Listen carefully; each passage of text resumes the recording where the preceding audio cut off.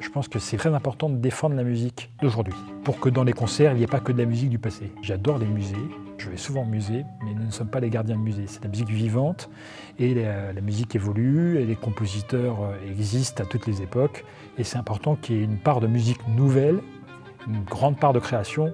Ma mission, entre guillemets, c'est vraiment d'aller essayer de nourrir en fait, cette part de musique nouvelle dans les concerts.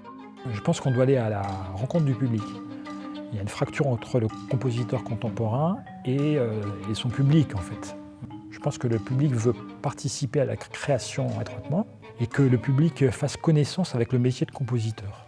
Peut-être rendre moins hermétique l'image du compositeur, laborieux, qui écrit une musique pour les siècles futurs. Enfin, c'est pas ma conception. Je n'ai pas déjà la prétention d'écrire pour le siècle prochain, ni pour les prochaines décennies. Je compose pour aujourd'hui. Mais en tout cas, je pense que c'est important de communiquer, de partager. Je ne pense pas du tout que ça soit réducteur d'expliquer le processus de création d'une œuvre.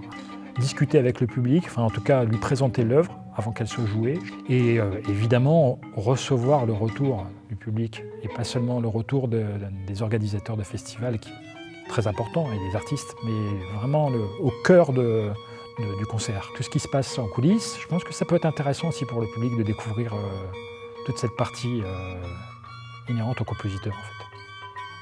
Je pense que vraiment le processus doit être interactif. Il n'y a pas je livre une partition et j'attends vaguement la réponse du public.